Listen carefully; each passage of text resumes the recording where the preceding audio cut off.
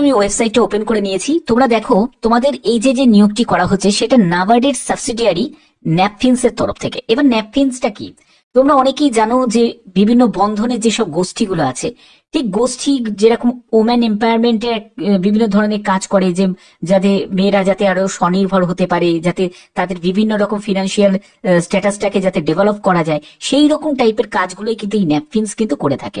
ঠিক আছে, সেটাকে পুরোটাই অর্গানাইজ করছে কিন্তু নাবার্ড। এবার এখানে আমরা যদি দেখি অল ওভার ইন্ডিয়া বিভিন্ন জায়গায় কিন্তু নাবার্ডের বিভিন্ন রকম ভাবে এরা কাজ করে। ঠিক আছে, তো এবার আমি যদি এখানে কেরিয়ার সেকশনে যাই, কেরিয়ার সেকশনে তোমাকে ক্লিক করতে হবে। আমি এর অফিসিয়াল লিঙ্কটা দিয়ে দেবো ডেসক্রিপশনে।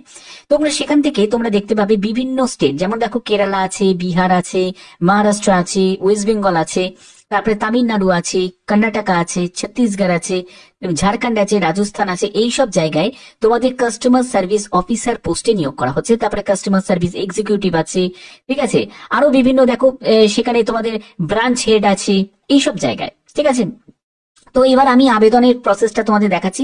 আমি ওয়েস্ট বেঙ্গল স্টেটটাকে সিলেক্ট করছি। তোমরা চাইলে যে কোনো স্টেট তোমরা সিলেক্ট করতে পারো, কিন্তু মাথায় রাখবে যে কোনো একটি স্টেটেই কিন্তু আবেদন করতে পারো। ঠিক আছে, একাধিক স্টেটে কিন্তু অ্যাপ্লাই করা যাবে না। তুমি চাইলে ত্রিপুরাতেও আবেদন করতে পারো, সেটা তোমার ব্যাপার। কিন্তু যদি আসাম থেকে আবেদন করো, যেহেতু তোমরা এখানে আসাম দেখতে পাচ্ছ না, আসামের যারা প্রার্থী তারা কিন্তু ওয়েস্ট বেঙ্গলও অ্যাপ্লাই করতে পারে, অথবা তোমরা ত্রিপুরাতেও অ্যাপ্লাই করতে পারো, বা যে কোনো স্টেটে তোমরা অ্যাপ্লাই করতে পারো। তো এবার দেখো তোমাদের আবেদন করার প্রসেস দেখাচ্ছি। তোমাদের অবশ্যই কিন্তু এখানে ভিউ অপশনে ক্লিক করে তোমাদের দেখে নিতে হবে যে কোন পোস্টের জন্য কি যোগ্যতা। যেমন দেখো এখানে উচ্চ মাধ্যমিক পাস যোগ্যতা, ওয়েস্ট বেঙ্গলের যে কোনো জায়গায় তোমাদের পোস্টিং হবে, এবং তোমাদের ফ্রেশার ক্যান্ডিডেট কিন্তু এখানে এলিজিবল। তো এবার আবেদন কিভাবে করবে? আবেদন করার জন্য তোমাদের দেখতে পাবে একটা অ্যাপ্লাই বলে সেকশন দেখতে পাবে। তো এইখানে জাস্ট আমি ক্লিক করে দেবো। ক্লিক করার পরে দেখো তোমাদের এখানে যে পোস্টে তুমি অ্যাপ্লাই করছো সেটা হচ্ছে কাস্টমার সার্ভিস অফিসার। ওকে, এখানে মাধ্যমিক যোগ্যতার যে পোস্টগুলো সেগুলো যখন তোমরা দেখবে যে আপডেটে আছে, সেখানে কিন্তু তোমাদের মাধ্যমিক যোগ্যতার পোস্ট থাকবে, সেখানে তুমি অ্যাপ্লাই করে দেবে। আর এই পোস্টের জন্য যারা উচ্চ মাধ্যমিক বা গ্রাজুয়েশন করেছে তারা কিন্তু প্রত্যেকে অ্যাপ্লাই করতে পারে। তো এখানে দেখো তোমাদের ফার্স্ট নেম আসবে, তারপরে এখানে লাস্ট নেম দেবে। তো ফার্স্ট নেম আমি দিয়ে দিচ্ছি। আমি তোমাদের পুরো ফর্ম ফিল আপটা তোমাদের দেখাচ্ছি, খুব ধীরে সুস্থে দেখো। দিলাম। এরপরে হচ্ছে তোমার লাস্ট নেম, লাস্ট নেমটা বসাচ্ছি। ওকে, এরপরে তোমাকে এখানে মেল আইডিটাকে ইনপুট করতে হবে। এখানে মেল আইডি দেবে, এখানে তোমাকে মোবাইল নাম্বার দিতে হবে। তো মেল আইডি, মোবাইল নাম্বার এখানে তোমাকে বসাতে হবে। ক্লিয়ার? এরপরে তোমাকে কি করতে হবে? অ্যাড্রেসটা দিতে হবে। অ্যাড্রেসটা কিন্তু কমপ্লিট অ্যাড্রেস তোমাকে এখানে টাইপ করতে হবে, কমপ্লিট অ্যাড্রেস। যারা যারা মোবাইলে টাইপ করবে তারা ডেস্কটপ মোডটাকে অন করে নেবে, মোবাইলেও কিন্তু করা যাবে, কোনো সমস্যা কিন্তু নেই। এবার দেখো কিভাবে তোমরা করবে। এখানে তোমাদের অ্যাড্রেসটা দিতে হবে। তো আমি এখানে দিচ্ছি।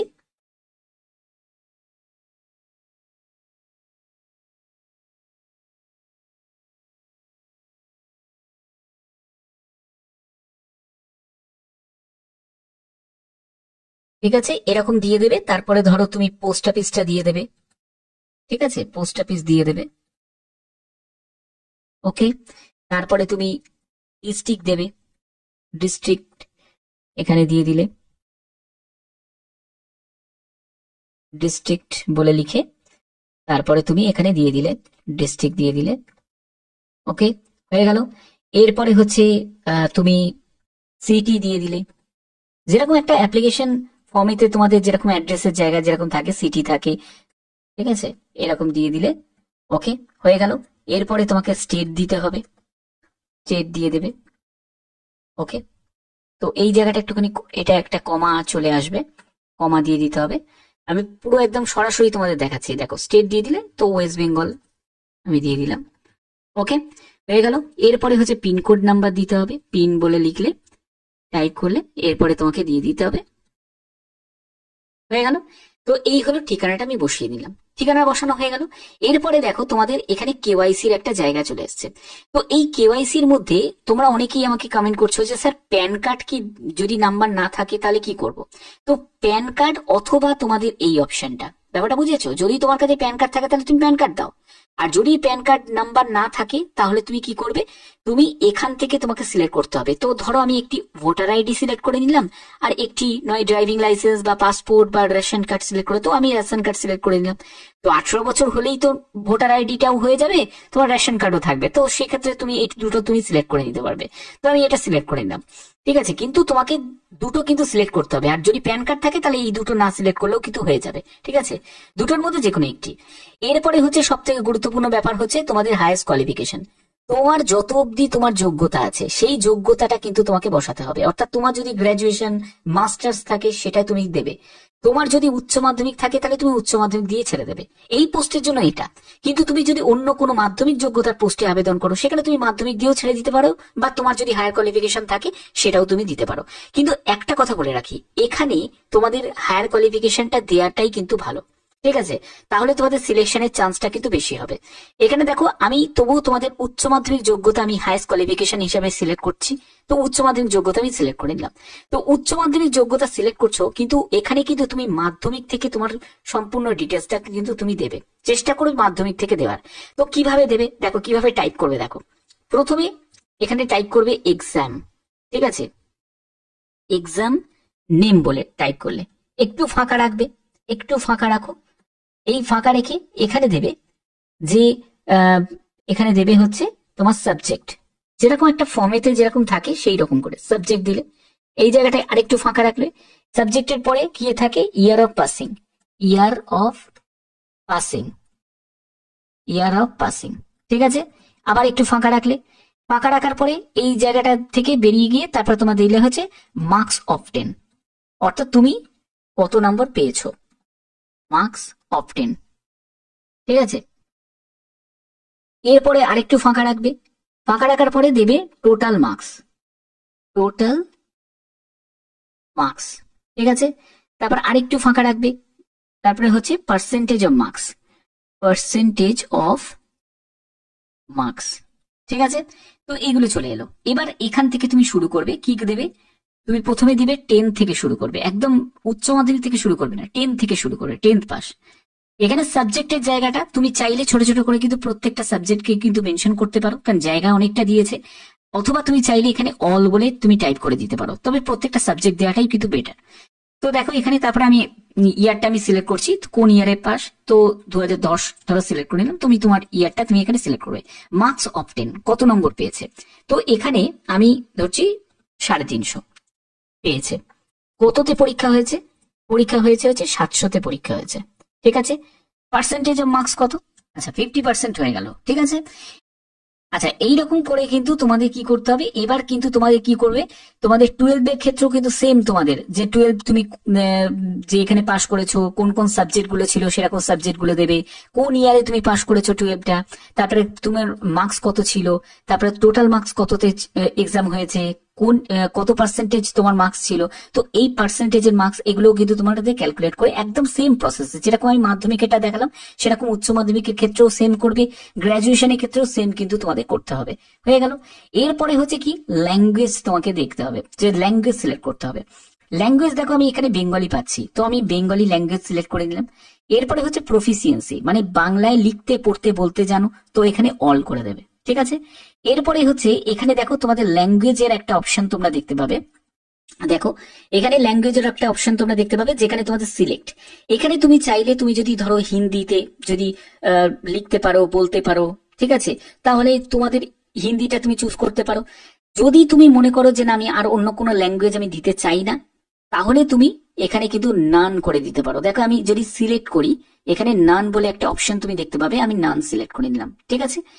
এরপরে দেখো আবার ল্যাঙ্গুয়েজের একটা জায়গা চলে আসছে, যেখান থেকে তুমি এখানেও তুমি সিলেক্ট করতে পারো। তুমি যদি ইংলিশ তুমি দিতে চাও দিতে পারো। দেখো তুমি যদি যদি বাংলা ছাড়াও যদি অন্যান্য ল্যাঙ্গুয়েজে যদি তুমি জানো সেটা তুমি দিতেই পারো, দিলে কি হবে তোমার সুযোগটা আরো বেশি হতে পারে, ঠিক আছে। ধরো আমি ইংলিশটা সিলেক্ট করলাম, ইংলিশ সিলেক্ট করার পরে এখান থেকে আমি রিডটা শুধু দিলাম, ওকে। তো সেটা তুমি করতে পারো, অথবা তুমি চাইলে কিন্তু তুমি এখানে নান অপশনও কিন্তু ক্লিক করতে পারো, কোনো অসুবিধা কিন্তু হবে না। এরপরে হচ্ছে তোমার এক্সপিরিয়েন্সের একটা জায়গা চলে আসছে, এক্সপিরিয়েন্স। তো এখানে এক্সপিরিয়েন্সের কোনো প্রয়োজন নেই, তো ইয়ারের জায়গায় 0 দিয়ে দেবে, মান্থের জায়গাটাও সেটাও কিন্তু 0 দিয়ে দেবে, টোটাল এক্সপিরিয়েন্স তো ইয়ারের জায়গাটা এখানেও 0 দেবে, মান্থের জায়গাটা এখানে 0 দেবে। নোটিস পিরিয়ড, দেখো নোটিস পিরিয়ডটা মানে হচ্ছে কি, ধরো তুমি সিলেক্ট হলে, সিলেক্টটা কিভাবে জানতে পারবে যে তুমি সিলেক্ট হয়েছো নাকি, সেটা জানতে পারবে তোমার ফোনেতে কিন্তু এসএমএস আসবে বা মেল আসবে, সেটার মাধ্যমে তুমি জানতে পারবে যে তুমি সিলেক্ট হয়েছো, যে তোমাকে ইন্টারভিউ এর জন্য বা বাদ বাকি যদি কোনো রিটিন হয় তো সেই প্রসেসের জন্য তোমাকে ডাকা হবে। তো এখানে তোমাদের বলা হচ্ছে যে যদি তুমি সিলেক্ট হও, ধরো তোমাদের মনে করা হলো যে ফাইনালি তোমাকে সিলেক্ট করা হবে, তো তার জন্য এরা আগে থেকে জেনে নিচ্ছে যে তুমি সিলেক্ট হলে কি ইমিডিয়েট জয়েন করতে চাও, না 15 দিন সময় নেবে, না 1 মাস সময় নেবে, না 2 মাস নেবে, না 3 মাস নেবে, সেটা তোমাকে সিলেক্ট করতে হবে। তো আমি এখানে ইমিডিয়েট জয়েন চাই, তো আমি সেটা সিলেক্ট করে নিলাম। এরপরে হচ্ছে কারেন্ট সিটিসি পার ইয়ার, যাদের অভিজ্ঞতা আছে তাদের ক্ষেত্রে, এটা তোমার ক্ষেত্রে নয়, তার জন্য তুমি এখানে 0 দিয়ে দেবে, দেখো এখানে 0 দিয়ে দেবে, ঠিক আছে। এরপরে এই চেকবক্সে তোমাকে ক্লিক করতে হবে, দেখে নিতে হবে যে তোমাদের সবকিছু ঠিকঠাক সিলেক্ট করেছো নাকি। তো আমি দেখো এগুলো সবই কিন্তু ঠিকঠাক সিলেক্ট করে নিয়েছি।